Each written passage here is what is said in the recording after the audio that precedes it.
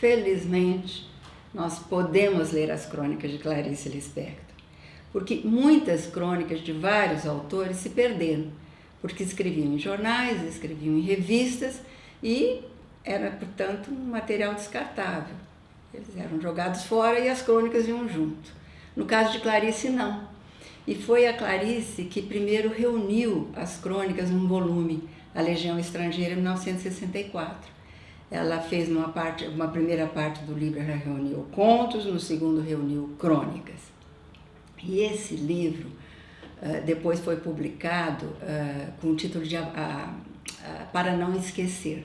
E foi o primeiro livro de crônicas de Clarice que rendeu algum dinheiro, porque ela não ganhava dinheiro com literatura.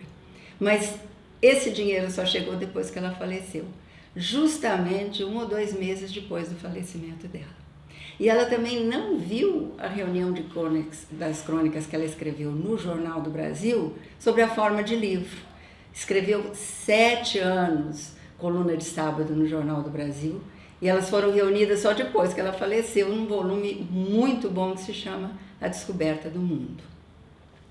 Embora ela tenha escrito crônicas para ganhar dinheiro, para complementar, enfim, os rendimentos mensais, né, da pensão que ela ganhava do marido, porque nessa altura ela já estava separada dele, embora esse objetivo fosse realmente financeiro, ela fez arte literária escrevendo crônicas. Ela escrevia muito bem crônicas e tinha diante de si o mundo como um laboratório, né, de assuntos e de motivos, né, que lhe renderam esses escritos todos. E qualquer coisa servia de motivo para Clarice. Um relógio, uma pessoa, um animal, uma situação, uma notícia de jornal, uma lembrança da infância. Não, qualquer motivo rendia crônica em Clarice. Fazia com que ela elaborasse um texto de qualidade. E podia ser também uma arte, né? Ela ver alguma coisa, um objeto artístico, isso também serviu de motivo de crônica. Uma delas, por exemplo, é quando ela vê uma tela do Paul Klee, um pintor que morou sempre na Suíça, e que pintou um quadro chamado Paisagem com Pássaros Amarelos. É curioso que o Paul Klee morou na Suíça e tinha um museu de obras, né, do Paul Klee bem pertinho da casa onde ela morou em Berna. Eu fui lá e vi. Eu fui da casa dela, onde ela morava, na parte histórica da cidade de Berna, acompanhando o marido, né, diplomata, até o museu Paul Klee. Depois eles construíram outro muito moderno. Eu nem sei se esse antigo ainda existe lá.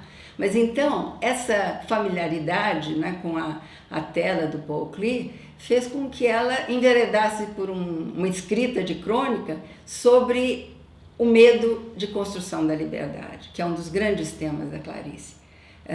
O medo de enfrentar a condição humana. Dizia ela que às vezes é melhor ir pelo caminho mais fácil, né, que é o da acomodação e a do conformismo. Então, a tela serviu de motivo. Como também ela escreveu uma crônica sobre a dança, uma dança flamenga. Então ela acompanhava minuciosamente cada movimento da dança, cada um desses movimentos, e acabava escrevendo um discurso amoroso, uma narrativa, uma história de amor, uma história de sedução, de atração, de repulsão, de violência, de ternura, de encontros e desencontros. Há um outro tema também muito interessante nela, que é o da flor, né? Flores. E uma das crônicas se chama Rosas Silvestres. Esse ainda é mais barra pesada, porque a partir do perfume da flor, ela chega a fazer um texto sobre a importância da morte. Como é que a morte é importante para você recuperar o sentido da vida. Muito interessante essa crônica também. E há outras em que ela simplesmente registra objetos. Uma gota de mercúrio, por exemplo, serve para ela dizer que cada um é o que é, separado do outro, com autonomia. A máquina de escrever que ela usava, que era uma máquina portátil olímpica, que ela punha no colo e escrevia com as crianças trançando do lado, Essa máquina, ela tem uma familiaridade enorme com a máquina quase que vira uma personagem na crônica de Clarice. E também é um objeto que ela dizia que é um objeto pleno porque ele simplesmente era, ele não quer mais nada além de ser, né? Isso acontecia muito com o cachorro dela, Ulisses. Pleno, porque era, simplesmente era. Então, são temas todos ligados a uma certa reflexão sobre o sentido da vida. Eu acho que essa é a grande questão da Clarice. E é por isso que ela está sempre perguntando. Há uma crônica que é uma sequência, né, de perguntas. E a maioria delas, para elas, não tem resposta, porque no final e ao cabo, ela conclui o quê? Que a vida é um mistério. Então, eu acho que esse conjunto de posturas diante da vida, usando diferentes motivos, estímulos, assuntos, e também usando diferentes procedimentos, recursos, né, porque ela mistura os gêneros. Crônica pode ser carta, pode ser diário, né, pode ser uma reflexão filosófica, metafísica, uma notícia de jornal. Então, misturando posturas e misturando recursos, ela está sempre atingindo o leitor no seu âmago. Eu acho que isso é que é importante na Clarice. Ela toca a pessoa que lê, né? Ela tem essa capacidade de causar uma certa desautomatização do leitor em relação à vida cotidiana que ele leva, provocando sempre novas experimentações por parte desse leitor.